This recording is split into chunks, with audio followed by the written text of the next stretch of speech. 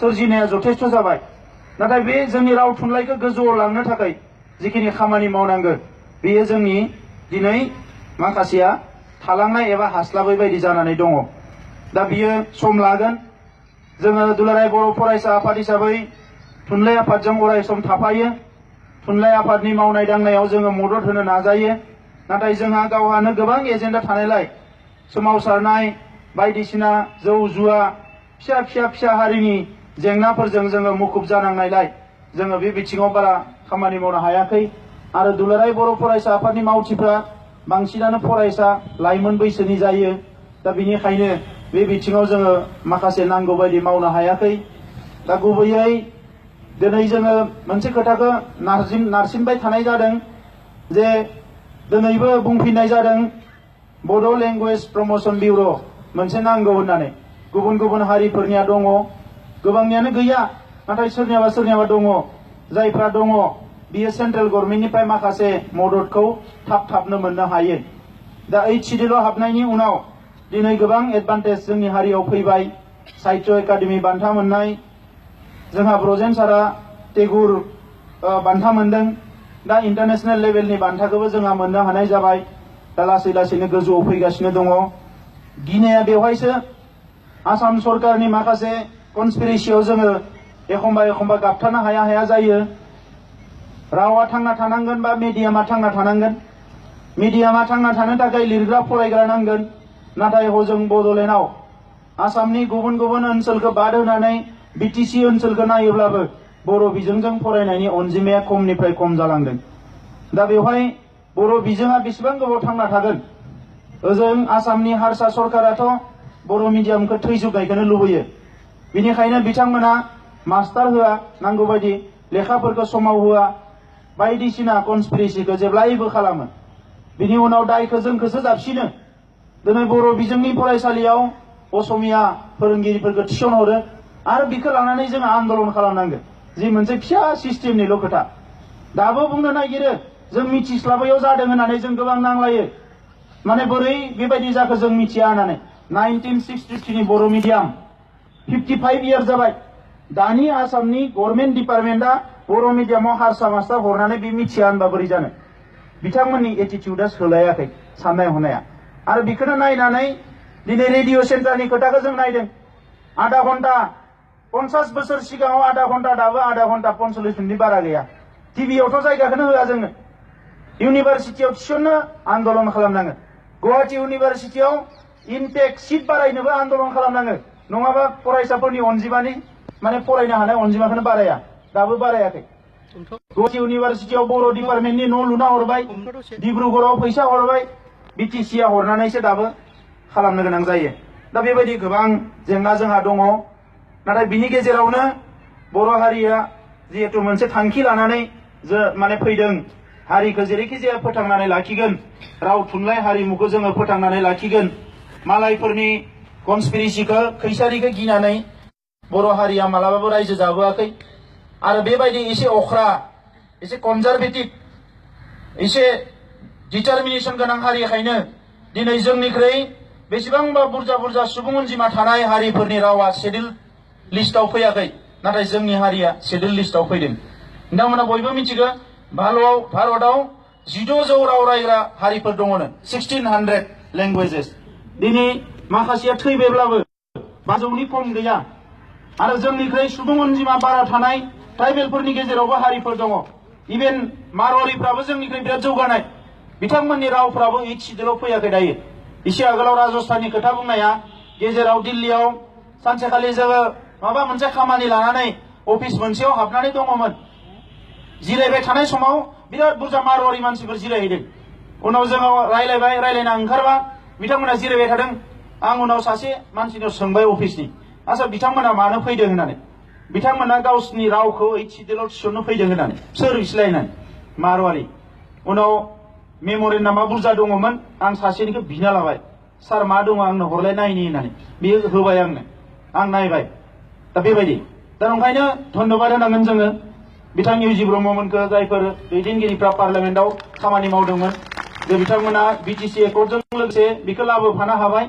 आरो BTC एकर्डनि मोनसे बयनिख्रुइ देरसिन एचिभमेन्टआथ' बेनो बाखि पलिटिकेल एरेन्जमेन्टआव जोंहा सेटिसफाइड रंजानो गोनां जेबो गैया मानोना थाखा फैसा सिस्टेम गासैबो स्टेट गभर्नमेन्टनि सायावनो सोनारनो गोनां जायो नाथाय मोनसेल' देरसिन खामानि जादोंबा नैबे 50 बोसोरनि सोमावसारनायाव आं बेखौनो हमनानै लायो जे बर' रावखौ ओइथ सिडुलाव थिसननाया बयनिख्रुइ देरसिन भिजनारि खामानि जादों बर' हारियाव ओइथ सिडुलाव थिसननो हानाया आरो दा दिनै वर्ल्डनि मानसिफ्रा इन्डियायाव फैग्राफ्रा माने थाबनो नायोबा मा मोनगोन थाबनो माने सोर सोर हारि दङ मा दङ बेखौ नायनायनि माने जि मोनसे राहा बे जाबाय लेंगुवेज बिथांमोना नायनाय लोगो लोगो नुगोन मा मा लेंगुवेज दङ लोगो लोगो बड'आ फैगोन ओंखायनो दिनै दिल्लीनि मानसिफोरनियावबो बिराद थाब थाब खुगा खुगा जायफोर सोलोंथाइ बिथिङाव हारिमुनि बिथिङाव रावनि बिथिङाव खामानि मावग्रा बिसोरनि खुगा खुगा बर'आ फैयो नाथाय मानगोनां रायजोफोर जोङो सिस्टेमेटिकेलि खामानिफोरखौ मावनो हानांगोन जेरै दानि बिथाङा टेक्न'लजिनि खोथा बुंलांदों गुबुन गुबुन खोथाफोरखौ बुंलांदों दा जोङो सोमावसारजों रंजा बाजा रायजो जादों बायदिसिना मावदों नाथाय हारिया थांना थानो थाखाय नांथारगौ खामानिफोरखौ नांथारगौ समावनो मावनांगोन दा दिनै नायदो ओरैबायदि अबस्था आसामाव जोंनो गंसे बर' मिडियाम स्कुल प्रभिन्सियेलाइज खालामनो गोसो गैया बर' रावा ओइथ सिडुलाव थिसनजानायखाय जोंहा बेसेबां एडभान्टेज जाबाय बेखौ लानानै जों आसि थुनो हाबाय एनआरसियाव बर'नि फरमेट गैया जों जेला थांनानै हमहैबाय मानो गैया ओइथ सिडुलाव हाबनाय लेंगुवेज बर'नि फरमेट होनो गोनां जाबाय नाथाय जोंनि दैदेनगिरिफोरनि गेजेरावबो एखम्बा एखम्बा बिराद माने थाब थाब कमप्रमाइज खालामनाय इसे जायाबानो नांला नामा जाथोंसै माबाथोंसै बेबायदिया फैयो आरो बे एटिटिउडा जुदि 50 बोसोर सिगाङाव फैनायमोनबा 60 बोसोर सिगाङाव फैनायमोनबा बर'नि मिडियामाबो फैनाय नङामोन जेबो फैनाय नङामोन ओंखायनो जिखिनि दङ डिटारमिनेसना स्ट्रं जानांगोन बेवहाय खुनु उइक साननांगौ गैया जेराव था नोंनि हारिखौ नोंसो अननांगोन मालाया अनो ना अना बेखौ जों मिथिया रावखौ जों रायनांगोन फरायनांगोन जों लिरनांगोन जोंहा गोबां खामानि दङ दा जियानो जा दिनै बर' मिडियामनि जेंनाखौ लानानै जोङो सोमावसारगोन सोमावसारबायबो थादों जोंहा मोननै थुनलाइ आफादाबो रायलायबाय थादों जोङो बेखौनो गेजेर गेजेर लामा नायो जे मा जादों मा जाया खौरां लायो आरो जाथारा बायदि मोनोबा जों सोमावसारनायनि हाबाफारि लायो बेबायदि मोनसे सानलाय हलायनि गेजेरजों जों थांगासिनो दङ नाथाय बड'लेण्ड सोमावसारनाय बे मोनसे आलादा राजखान्थि दाबिखौ लानानै मोनसे टेरिटरियेल एरियाखौ लानानै बै दाबि खालामनाया बे मोनसे आलादा आरो नैबे राव थुनलाइ जौगानाय सिनायथिखौ लाखिनाय थामोनथाखौ लाखिनाय आसार खान्थिफोरखौ लाखिनाय जोंनि जि भेलुस अरिजिनेलिटिखौ लाखिनाय बे जाबाय मोनसे जुदा मोनसे रेभुलेसन दा नंखायनो मोननैजों मोनसे खालामनानै जों खामानिखौ मावदों नाथाय एखम्बा मोनसेखौ मावनो थांनायाव मोनसेया थालाङो मोनसेखौ मावनो थांनायाव मोनसेया थालाङो दा बेनिखायनो जोङो बेफोर खोथाफोरखौ सावरायनांगोन दिनै गोरों गोराफोर जोंनि गेजेराव दङ सोरबाया खोनासं दिल्ली बायदियाव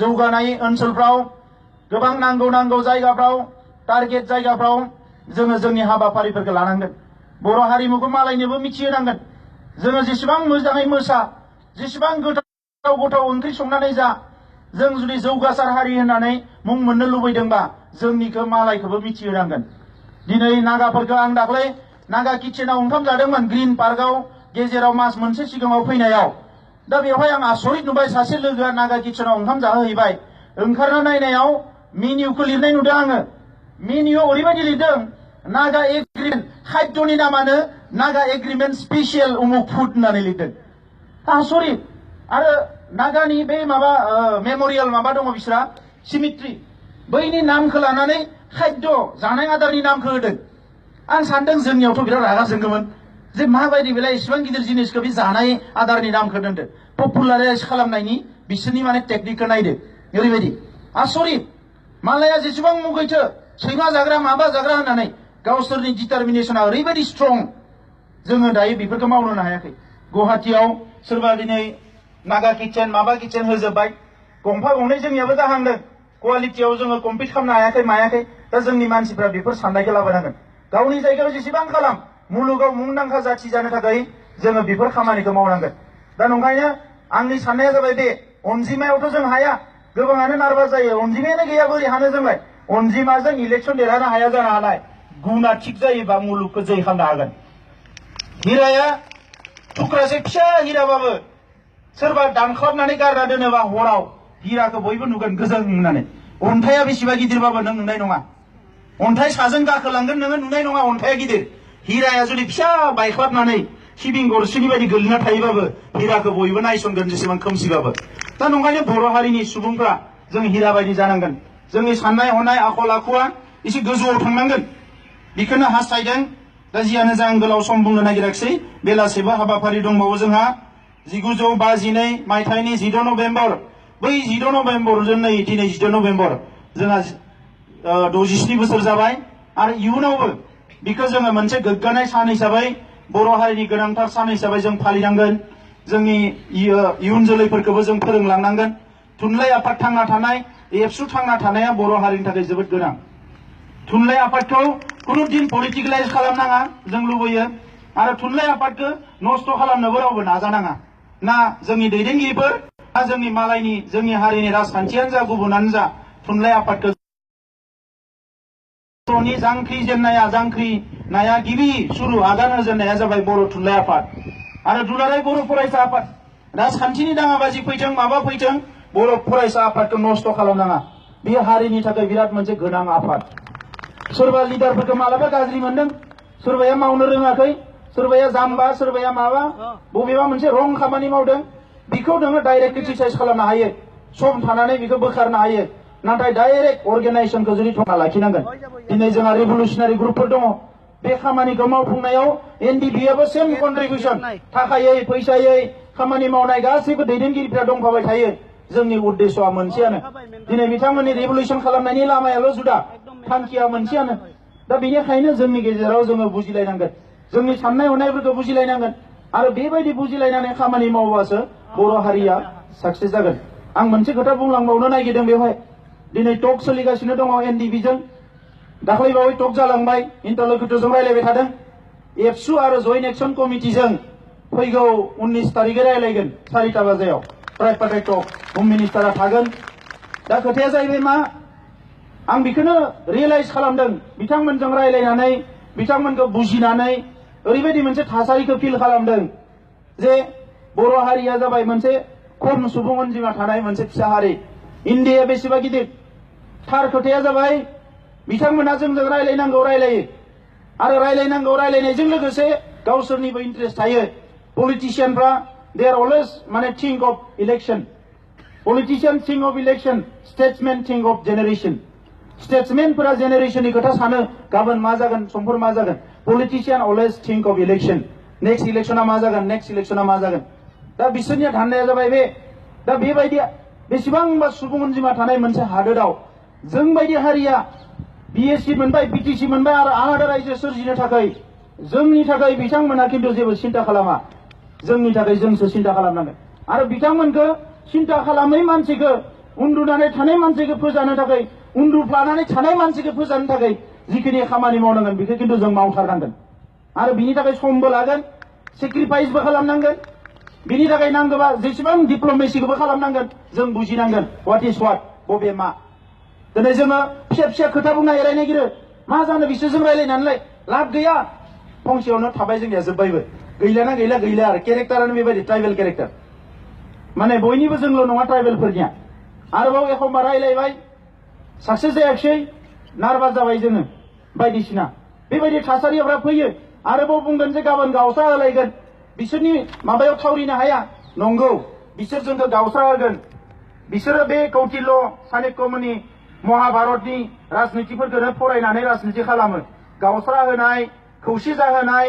मालाबा दैखांनाय मालाबा खोख्लैनाय बे बिसोरनि थांखिखा जों मा खालामनो जोंनि सायाव सोंग्रो जों मा खालामनो बिसोर गावस्रा होबा जों गावस्रागोन ना गावस्राया बिसोर नांलायोबा जों नांलायगोन ना नांलाया बिसोर जिरायनो थिनबा जों जिरायगोन ना जिराया बिसोर उन्दुनो थिनबा जों उन्दुगोन ना उन्दुआ बिसोर जानो थिनबा जों जागोन ना जाया बिसोर लोंनो थिनबा जों लागोन ना लाया लोंगोन ना लोङा मानोना थांखिया जोंनिसो जिउ जोंनिसो आरो महात्मा गान्धीया जेला बोराय सम जादोंमोन दिनै जोङो गान्धी दर्शनावनो लादों मिटिंखौ बोराय सम जानाय समाव बियो मोनसे कटेसन लिरदोंमोन आं बोराय मानसि सोरबा आंखौ नारसिननानै खर'आव हमनानै आथिङाव हमहोनो हागोन नाथाय आंनि गोरबोखौ मालाबाबो नोङो गंग्लायहोनो हानाय नङा बैसो बे बोराय मानसि दा नंखायनो बियो दिनै बियो महात्मा गान्धीया बोराय जोङो सुबुं अनजिमाया खम जोङो बेखौनो नायनो हायो जों सुबुं अनजिमाया खम जोंखौ इगनर खालामनो हायो, जोंखौ सिगिनो हायो, जोंखौ वार्निं हायो, जोंखौ 5000 मानसि बुथारबाय,